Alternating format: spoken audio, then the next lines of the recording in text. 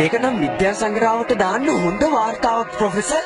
ගවේෂණාත්මක මුහුදු ගමනක් ලෝකයේ දක්ෂම මුහුදු ගවේෂකයා සමග අපිට මේකට ආරාධනා කළාට වඩා ස්තුතියි. ඔයාලගේ පැමිණීම මට සන්තෝෂයක්. මේ කෞතුකාගාරයෙන් මගෙන් ඉල්ලීමක් කරලා තියෙනවා මුහුදුපත් වෙච්ච ඩියබ්ලෝඩ් නැවේ තියෙන පුරාවස්තු ආපහු ගෙනත් දෙන්නයි කියලා. ඔයාලට කිමිදුම් ගැන පුහුණුවක් තියෙන නිසා මට ඔයාලව එක්ක යන එක ගොඩක් පහසුයි.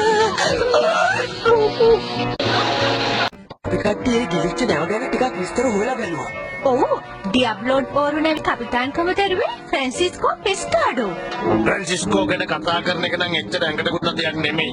ඒයි මිස්ටර් කාෆ්. ඒයි යාළුවා නැද්ද ෆ්‍රැන්සිස්කෝ ගැන මිනිස්සු අතර එක එක කතා කියනවා. එයාගේ මුහුදයට තියෙන වස්තු ගන්න ගිය ගොඩාක් කට්ටිය ආපහු ඇවිල්ලා